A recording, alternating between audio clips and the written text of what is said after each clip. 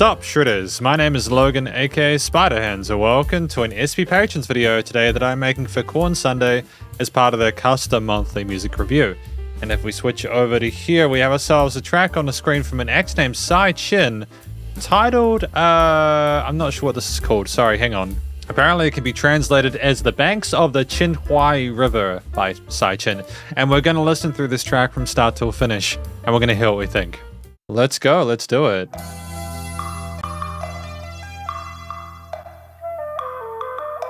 Great trade-off with the flutes there as well.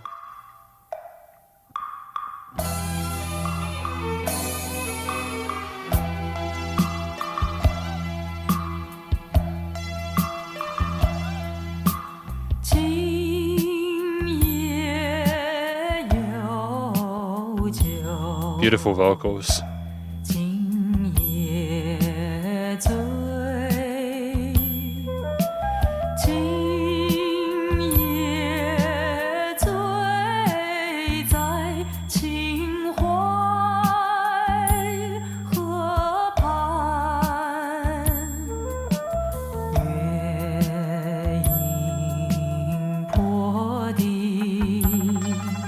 Great panning of those instruments there.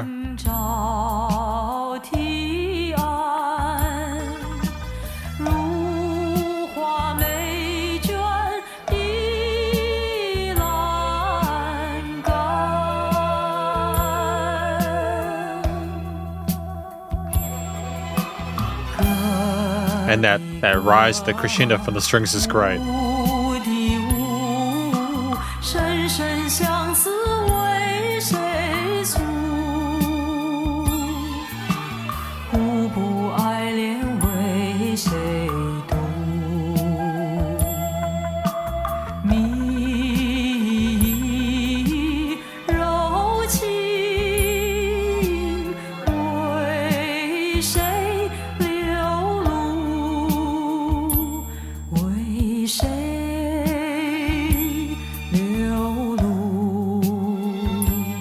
Major resolution there.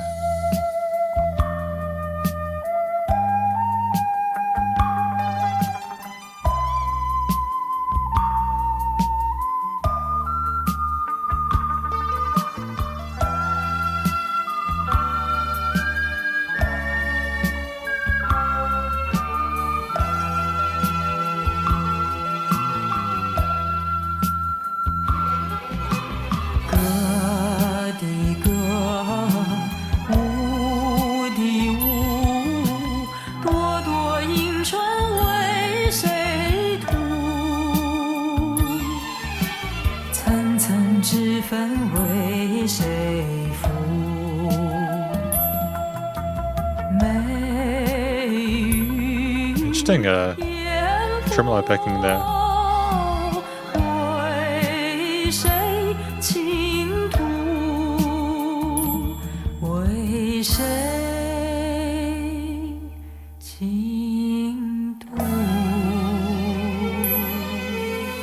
I mean, it sounds like an absolute classic, doesn't it?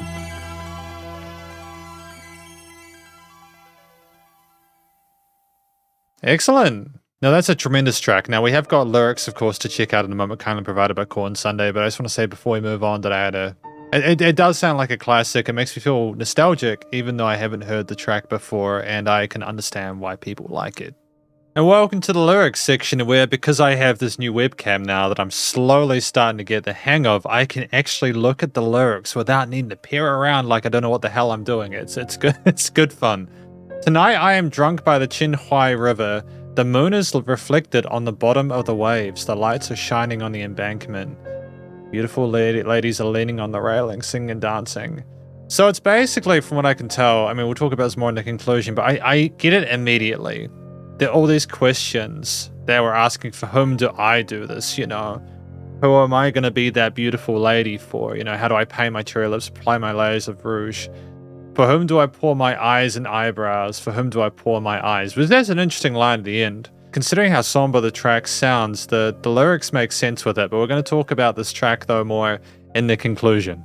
Because welcome to the conclusion of my review of this track from an act named Tsai Chin, titled The Banks of the秦淮 River. Now, what do I think this track is about? I think it's about someone who is drunk, and they're sitting on the bank of the river and they're looking at everyone else around them. And I think they're trying to sort of get an idea for their place in the world, where they're meant to be, who they're meant to be with. Who do I put this effort into? Who should I be spending my time with? You know, like what is the point of this? What is the end goal of these machinations I'm involved in? There's like a poetry involved with describing the landscape with like the light shining on the embankment, you know, the moon being reflected on the bottom of the waves. It's very gorgeous. It's very vivid with the imagery there. You can clearly sort of imagine where they are. And I kind of like how the story goes from talking about the position they're in, the situation they're in, and sort of setting us up for when we go into that later stage, kind of talking about, you know, why we feel this way, what's happening, etc. I think it's a really beautiful thing. I think what I appreciate most about this track, aside from like the story so far, and like asking those really deep questions, you know, like whom do I tell my love? Who do I walk the steps of love? Who do I express my affection to? Something I think a lot of people will be able to relate to it's the vocals from Tsai Chin, which are absolutely gorgeous. It's wonderful. We're listening to someone really sort of pour their heart out in a way that is very palatable and easy to get behind and easy to understand. There's nothing alien about it. It's very personable and authentic and honest. And you sit there and you kind of take it in, and you can really sort of like get a feel for where we need to be from that in a way which is it's really pleasant, and it's warm and kind and caring, and there are some interesting vocal melodies there. There aren't any harmonies. It's the person on their lonesome telling the story, but it's incredibly endearing, and there's a sweetness to it and a way that we coalesce and amalgamate with parts like the string patterns and how we do call and responses for them as well, how we sit neatly within the arrangement without sort of stirring too many eyebrows. It's just effortless. We show sort of great vocal technique. It sounds, again, like a classic. We sound like someone who's very comfortable in front of a microphone, very comfortable with not only speaking their truth, but also, again, showing that that sort of vulnerability there. Part of what I appreciate about the arrangement at 3 minutes 15 is it's so short, but there's so much stacked in there from the various percussive layers, the strings, the picked plucks, like the kind of plucked strings there. There's also some picked elements there. Like I assume there would be peepers there, and maybe some erhus there, and some guzhens, and there could even be like a Chinese flute or something like that in there for those flute elements, I suppose. There are instruments which make it seem a little bit more sort of traditional and low key and give a sense of romanticism about it. I think part of using those sort of like traditional elements makes it seem a little bit less modern, almost like it's a tale as old as time, right? And so in a track that is stacked basically with what I would assume it was through composed listening to the lyrics and stuff like that, which I kind of appreciate that it's done in a poetry setup there. It's a song where I think if you tried to overcomplicate the story, it would have been less impactful. We're allowing the instruments to have as much precedent as we have. We're basically a person guiding the listener through the track, whilst the rest of the instruments come in and sort of do their thing. Aside from a solo section with, again, some flutes a bit later on into the piece, you have elements like the percussion, which are fairly low key for the large amount of it. We're simply being more sort of supportive of the vocalist and everything else in the arrangement and the rhythm section and stuff. The strings forming legato layers and such, but also occasionally being a little bit more perky in the high end, and when they're not supporting the vocals in a similar pitch, they're sort of calling, responding to them, going backwards and forth. It's just a wonderful sort of like illustration of technique there. They flutter around almost like birds in the sky or thoughts going through your head. It kind of mirrors what we're discussing in the vocals. There's some interesting kind of percussion there, which I can't really put the name to right now, but it stands out in addition to the kit that we have. It's like almost, again, more call and response, except taking away from the vocals. It's more between different elements there. And it's the way that instruments are positioned in the stereo field. We typically have the vocals in the center field, right between the headphones. But then, da-da-dan-dan-dan, you have like this idea on the side there, and you're pulled to the side there. And there might be some kind of percussive on the other side there, or some tremolo picked stuff on the side there that kind of pulls you that way. It's not that there's anything super complicated occurring instrumentally. Like a lot of the flute, actually no, I take that back. A lot of the flute parts there have a similar sort of thrust to their voicing as what's going on with the vocals, with lots of different vocal melodies involved in this track as well, distinct per section. The string harmonies sound gorgeous as well, to be fair. I was going to say that there's not a lot of really complicated instrumental components individually within it, but there is a bit of sophistication to certain ingredients within. Like when you have like the kind of the symbols like that's not overcomplicated, that's more of a percussive accented thing.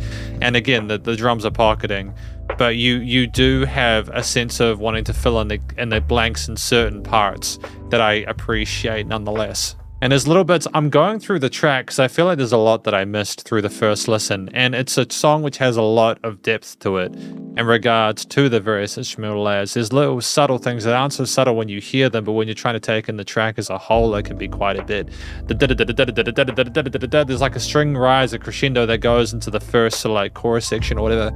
It's huge. There is so much suspense to that, and the payoff when you get to that high point is so immediate because the vocals come in and they meet it, and it's just huge sounding. There's a natural sense of dynamic range from that.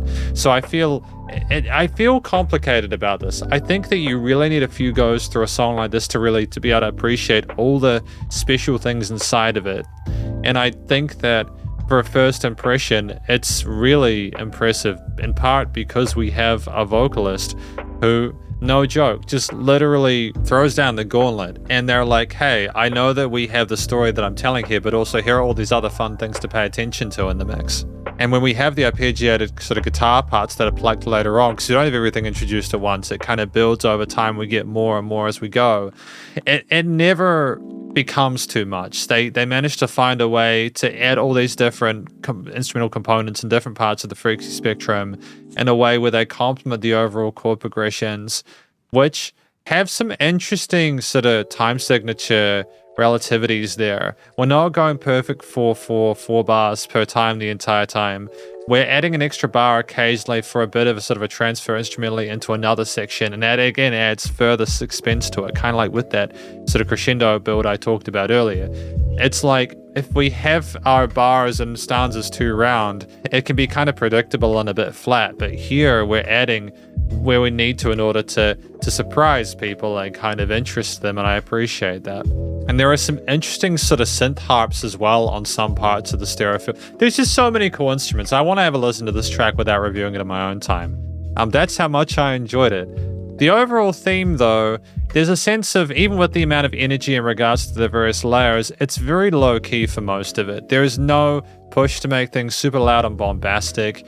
The percussive parts that could be intense are not so. The strings and the flutes are softer textures in the mix that even if there's a lot going on with them, they never are too forceful.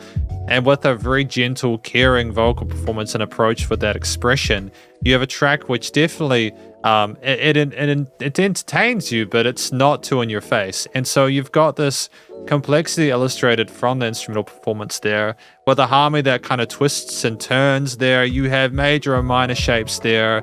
It's a minor ending there with an extension on it, with almost a diminished phrasing at the end there that kind of leaves a lack of resolution there, as if we didn't get the ending we wanted to, the night out being drunk. Whether or not we will find it, we don't know. That within itself is very clever.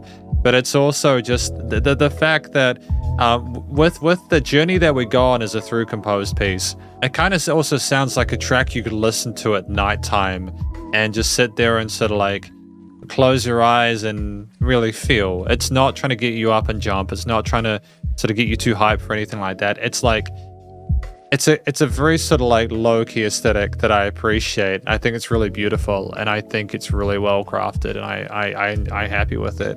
I mean, a studio recording mixing and mastering is of its time. I think this was released in 1983. It definitely sounds like a track from that point in regards to the production. It sounds like it was recorded on a big old analog disc, and all the instrumental parts were played in real time. And it's a very organic performance there, with things being nice and tight. There's a bit of a fermata, or like a change of pace there, our tempo bit at the end there, with the whole band coming down at the end for a bit of drama. They were in the same room, they were playing their instruments. All the instrumentalists could play really well. Got no complaints about that whatsoever. They know what they're doing. Vocals were always present in the mix. Again, the panning of different instruments in the stereo field was intriguing. I quite like the stereo effect of that, and how there's always stuff to enjoy. There's dynamic range, there's no weird resonant frequencies. It was nice and loud without pumping, so the bass actually wasn't nice and loud. It was nice and loud without pumping. Yeah, it was, but it wasn't to an extent where it was egregious. It was loud, but it wasn't over the top, and definitely wasn't pumping. It was just the right kind of intensity. But thank you very much for watching my review of this track from an ex named Tsai Chin, titled titled Banks of the Qinhuai River. The banks of the Qinhuai River, and hopefully you enjoyed it. If you did, please do go show them some love via their various social medias and Spotify page, and stay cool and stay safe, and please remember to support your local musicians and artists at this point in time, as either help more than ever with all the crazy stuff going on in the world, and I will catch you in the next SP Patrons video. Spiderhands out.